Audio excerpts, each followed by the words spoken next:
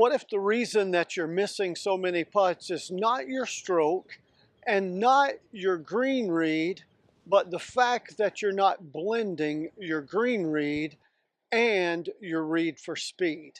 In this video, we're going to talk about a new green reading system that I've been using and teaching, and how to calibrate that for speed so that you not only have the perfect starting line, the perfect speed on that line, and you hole more putts.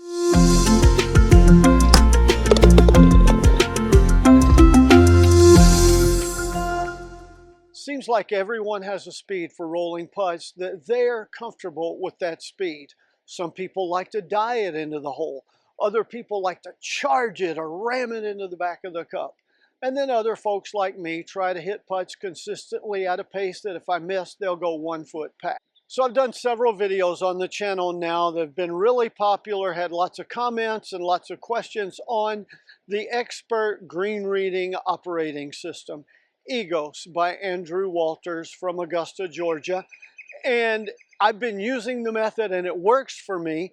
Something I've not really included or explained fully in the videos is calibrating your line to match your speed. Thing is, with any green read or with any putt, you could have multiple different start lines depending on the speed that you're rolling the ball. I'm going to show you in this video a little refresher on the EGOS green reading method and how to calibrate and blend line and speed so your putt has the right read and the right speed. Let me quickly correct a mistake I see a lot of people make using this method, and it's the most common question I get.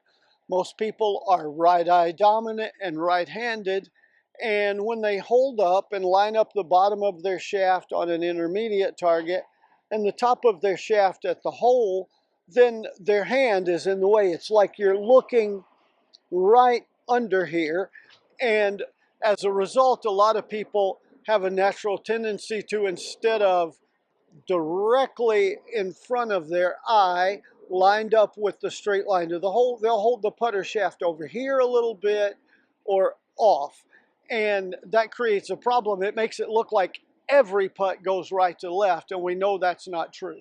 So there's two corrections for that. One is make certain that you have the putter straight in front of your eye, and then you can look underneath your hand to see the break if it's a putt that breaks left to right. The other correction is you simply could hold your putter with your offhand still in front of your dominant eye. Then you're not looking under your hand to see the gap. You're looking right here and you'll see the gap. So I've got a putt set up here. It's about a 10-foot putt, and I'm standing. You notice I've got a line here with a string line that's a straight line from me, where my ball is, to the hole. And I point my chest straight up that line. I turn my head slightly so that my eye is in line with my spine and straight up that line. Feet are spread wide apart over the ball. And I try to find a spot along that line, an object that I can use as kind of a targeting point. So there's a little different discoloration of grass about 5 or 6 feet from me. That's further than I'd like, but it's going to be okay. So straight on that line, I raise my putter and I get the lower end of my shaft over that point. Then I look up to the top of the shaft near my hand. Now that's over and too far out, so I want to lower my hand while keeping the bottom of my shaft straight along that line till I'm even with the hole. And now looking right here under my hand, there's an angle there, and we've shown that angle before. In fact, I'll stop right here and show you that angle. So here I'm set up with the device that we created. These are at a right triangle, so because they're sitting on slope, the yellow alignment sticks here are matching the slope of the ground. This is a plumb bob hanging off the side.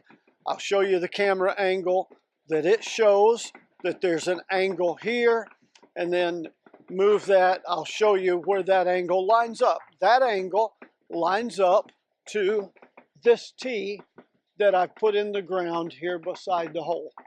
And I mark that tee. I'll put some other tees out here to the side, show you what that's all about. Obviously, I can't take all this equipment out onto the green, so I have to develop the skill of learning to stand wide, lining up on that with my putter shaft. And when I do that, the top of my putter shaft by the handle lines up to this first tee. Now, a lot of people think, oh, that's it, I've got my green read, that first tee is my target line. No, that first tee represents the amount of slope from your ball to the hole. That's how much slope is there. But now your target line, again, depends on the speed of the greens that change every day, the grain, the course conditions, how wet or dry it is, and things like that. So you have to calibrate. That's a start line, and we call that start line where I put that first tee, we call that a gap. But now I want to know, based on how I hit putts and what the speed of these greens is today, how many gaps is that slope going to cause it to break to the hole. So coming back to these tees, I put one tee where I saw the gap, the starting line. That's one gap. I'm going to measure, and it's about that far. I'm going to go that same distance and put a second tee, the same distance again, and put a third tee, the same distance again, and put a fourth tee. And this is what I do to calibrate the speed every day on the practice green. I don't drag out all this equipment. I just do it, and I'll put 4 tees in the ground on a 10-foot putt that I know has some break. So I want to test those 4 gaps, those 4 tees, and see what the speed is of the greens today, where I need to start putts when I go on the course in a few minutes. And so to make certain that I'm starting from the same exact place every time, I've got my 1-putt ruler here. It has a position to hold the ball. So I'm going to set it down at this point, and I'm going to point it at that first tee. Put a ball there. And I'll use this same point to start every putt, and I'll move the intermediate target at the end to point to the different tees. And just to prove and confirm for you that I'm lined up at that tee, I'm now going to move my string line. Again, you couldn't do this on the course before you played around, but I can do it now. So there's my tee, my string line straight over that.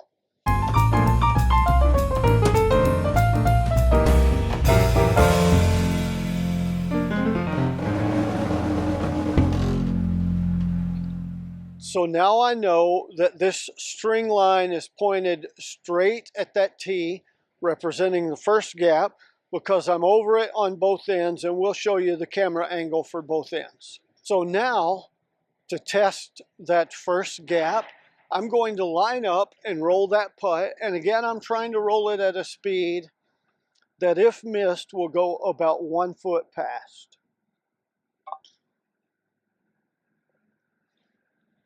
Okay, that went 1 foot past, as you can see, so I had the right speed. It finished on the low side because these greens are not rolling a 15 or something on the stem. So going at this tee, I missed over here. So now what I'm going to do is I'm going to move my target line and start it at the second gap. Now to be started at that second tee, I've got to move the pointer just a little bit and have that square up the line. Now I'm going to roll it at that line.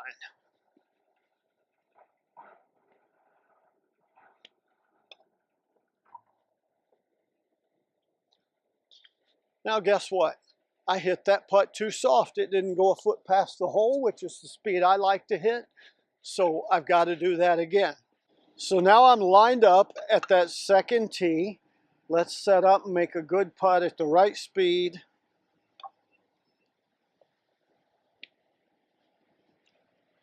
Well, that went a foot past, which means the second tee is not the gap for today. Let's line up. Now my string's directly over the third one. Let's see how that does. Have to adjust the aiming of my one putt ruler. Now I'm straight on that line at the third tee.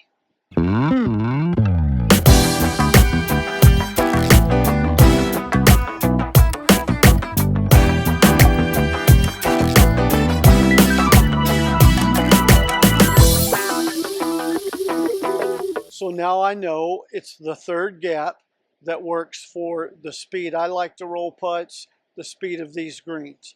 So I go out on the course, I use the EGOS method, I take a reading, and I've got one gap and it's this far outside the left of the hole.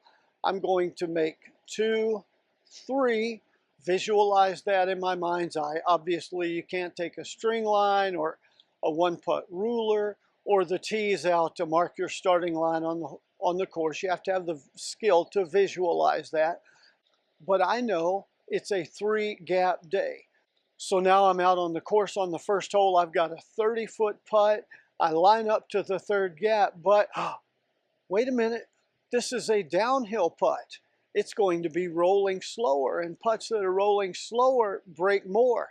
So instead of using the third imaginary tee in my mind's eye as an aiming point, I'm going to add one more gap and start it at the fourth gap because it's a downhill putt. Now on the second hole, I've got a 15-footer that's uphill.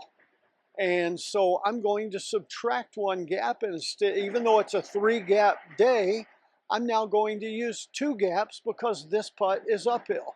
And if it's a little bit uphill or downhill, I could adjust to 1/2 of 1 gap. You get the concept and the idea. Relies heavily on your skill to use the method and identify the gap. Relies heavily on your ability to control speed and distance. But once you have the ability to do that, you calibrate for speed and it is spot on accurate. And if you like putting tips and ideas to help you make more putts and become a better green reader and blend line and speed so that you get more of your reads into the hole, then you know what to do for that. Give this video a thumbs up, subscribe to the channel, share it with your friends, put your comments down below, check out this video on the screen now, and here's to you making more putts.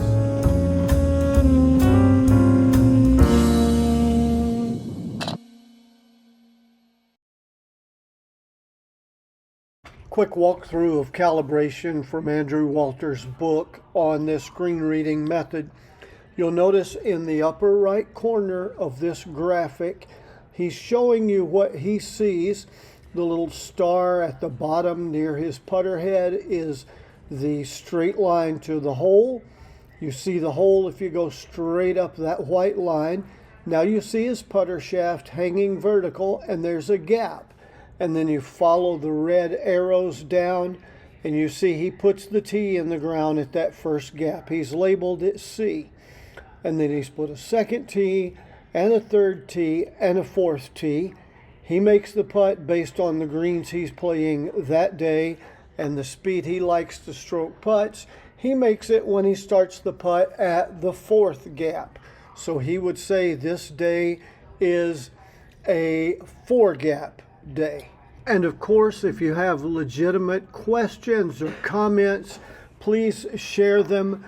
Enjoying the discussion on the screen reading method, and I found it super fast, easy, and accurate. And I want to help people use it. I don't get paid for that, but it makes good YouTube content. And I'm getting a lot of comments that it helps golfers and the interaction is great. So enjoy, good luck, and make more putts.